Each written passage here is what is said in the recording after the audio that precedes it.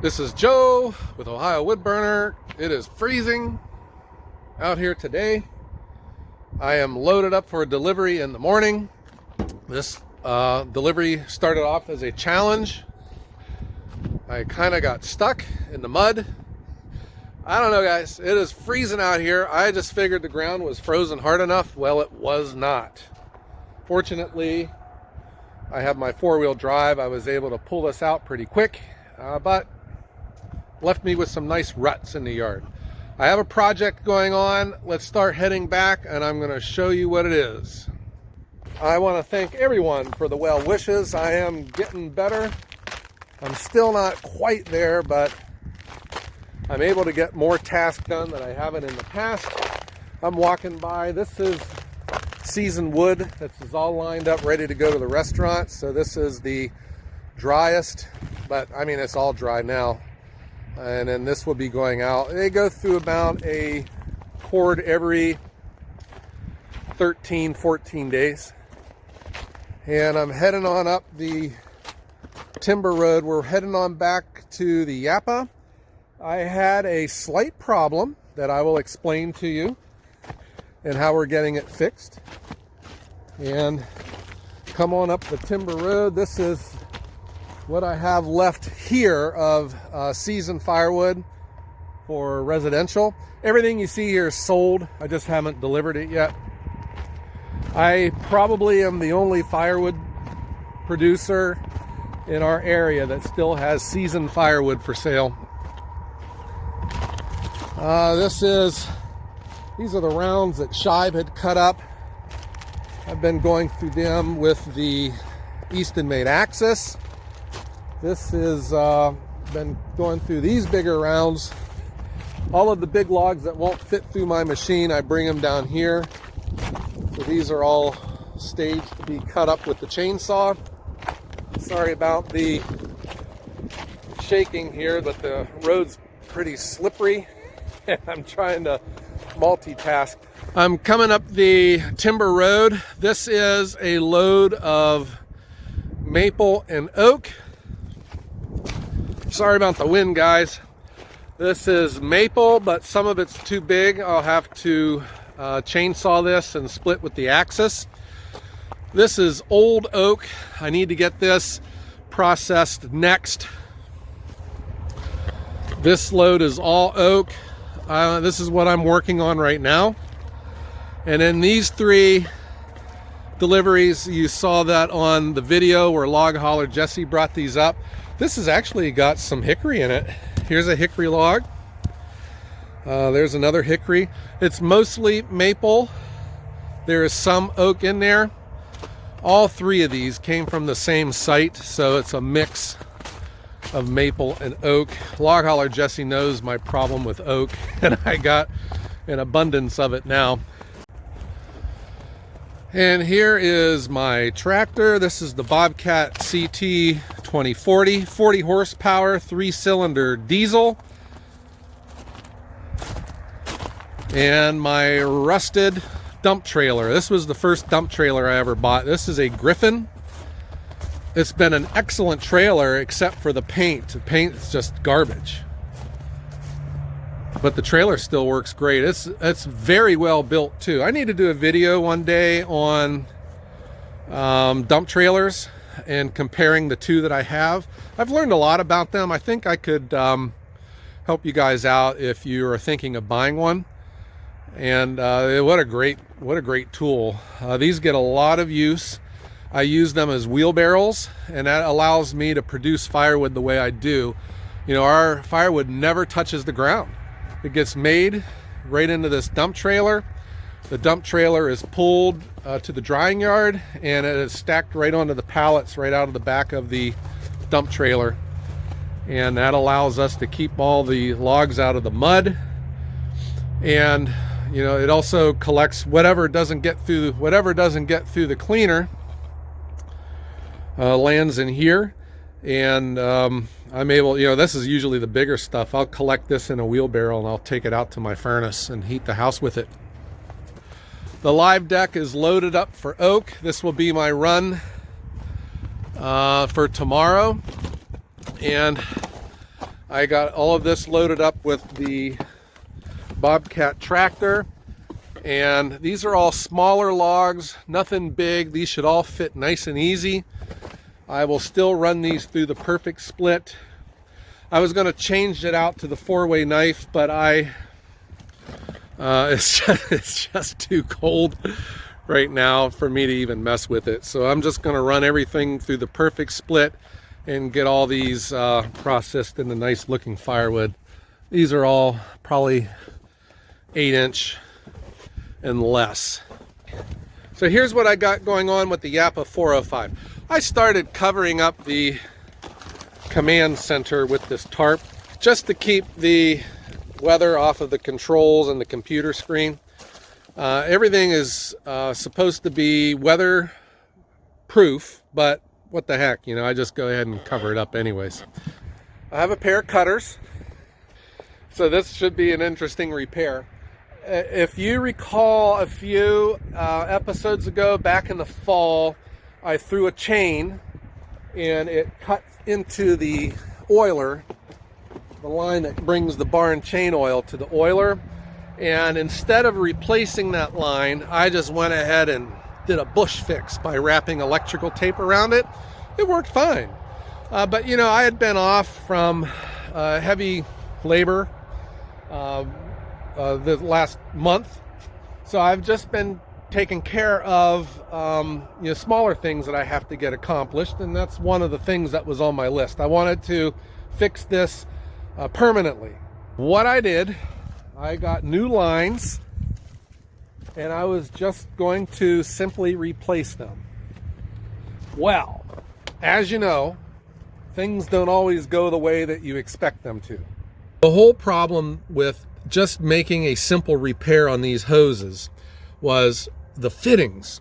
The oil pump had these different kind of fittings that the tube shoved inside of it. Well, I couldn't find the right tubing that would actually fit in that fitting. So I says, okay, I'll just go ahead and buy these barbed type, and I'll just get new tubing that slides over top of it. Easy enough. Well, here's the problem. Let's just say that when you take these fittings off and put these new ones on, that there is a spring with a BB behind it. On this side, the spring goes in first and then the BB.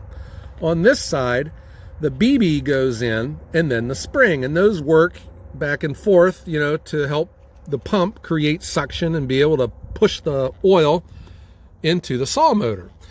Well, let's just say that maybe I didn't know about this, guys.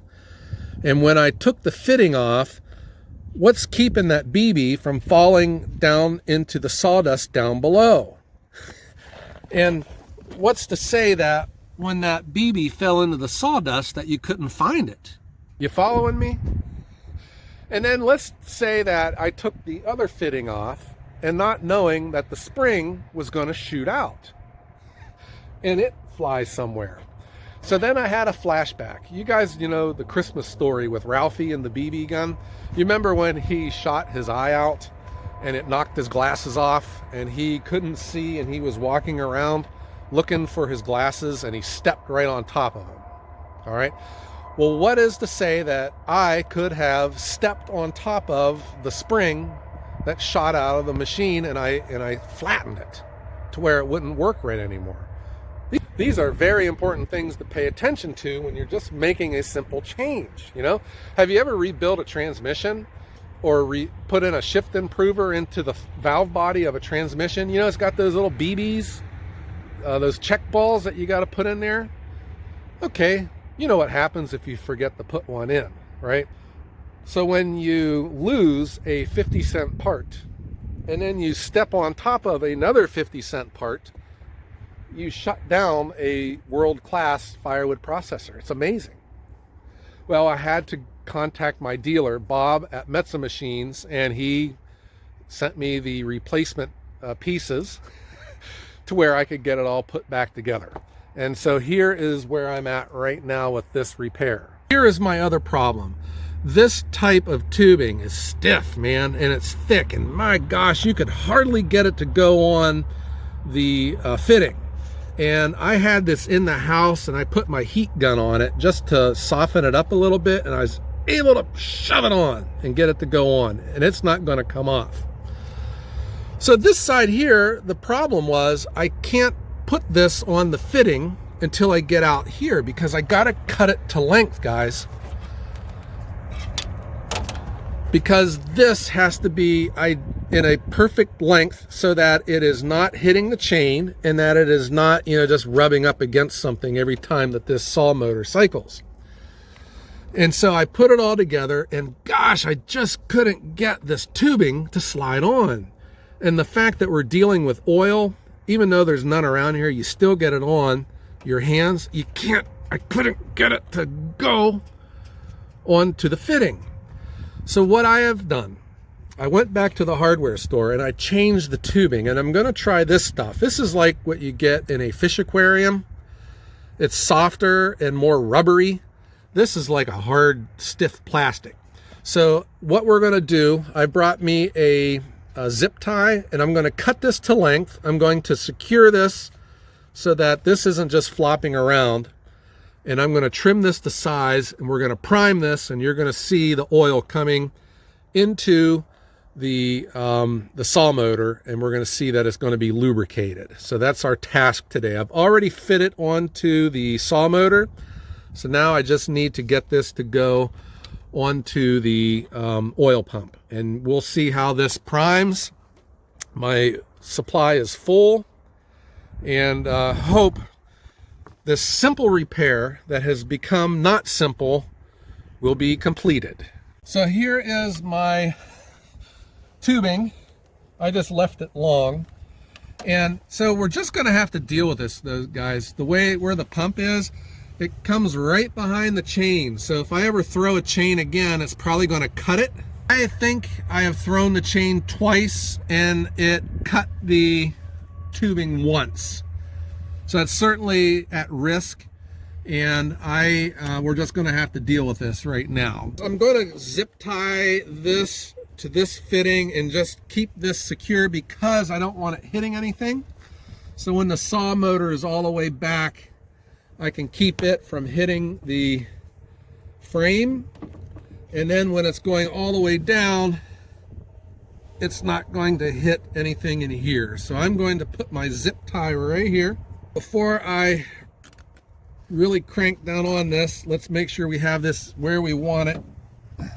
Sorry if my arm's in the way, guys. Okay, so I don't want this tube to hit the wall.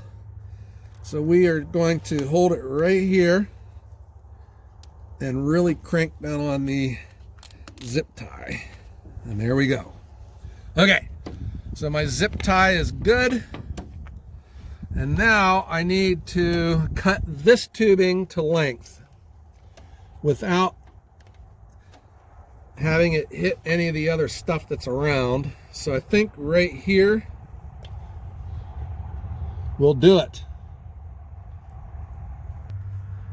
What do they say? Measure twice, cut once. Okay.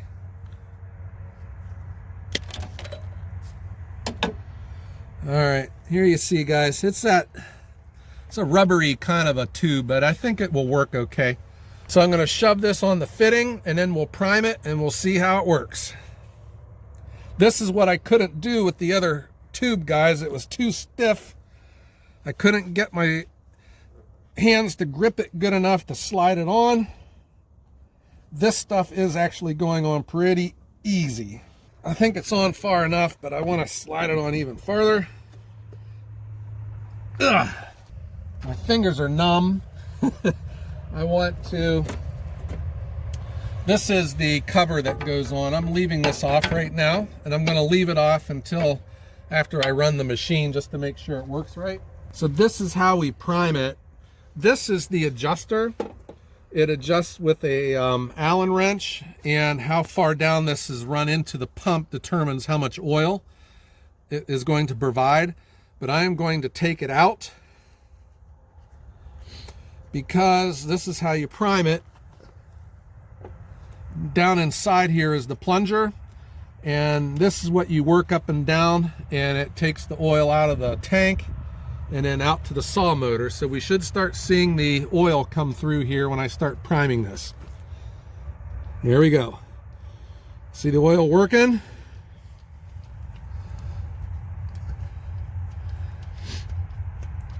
This is killing my thumb. It hurts. Come on. It probably doesn't help that the oil is as thick as molasses right now. But hey, it's working. We're almost there. Are you watching, guys, over here? And we should see it come out. You can see the oil running down onto the gear. So we're oiling, guys.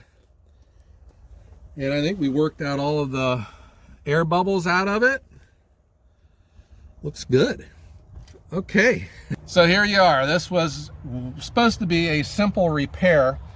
Quite honestly, when we threw the chain and cut the line to begin with, I just didn't repair it at that time because I just had a sense it was going to be tough messing with these hoses. But then throw in the mishap of the BB, the check ball falling out on somewhere down into that sawdust. I looked, guys, I was down in there and I was pulling up sawdust and looking for it. I couldn't find it. Well, then I didn't know that I'd stepped on the spring too and smashed it. So I had to get all of those things sent to me, and I got all this put back together. But the bottom line now is I can put this fitting back in and we can call this project complete, guys.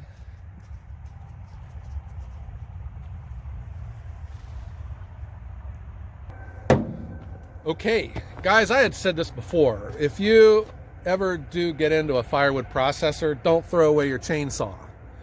But I think, too, you got to be realistic with yourself. You know, I mean, this is a brand new machine, but stuff happens. You know, these we ask a lot out of these firewood processors. They take a lot of stress and strain. So certainly some things are going to break. And I think it's important that you have some mechanical aptitude so that you can repair these kind of things. And I think not only just repair, but also have like that creative problem solving, you know, because some things go wrong and you want to get through that next table and then fix it. So it helps if you're able to problem solve, bush fix, and then fix it, you know, when you actually get a chance, which is kind of like what we did here. All right, guys, that's what I wanted to show you. I hope that you guys are doing well, and stay tuned, guys, because I got some huge news to bring to you. You're gonna love it. Everyone, have a great day.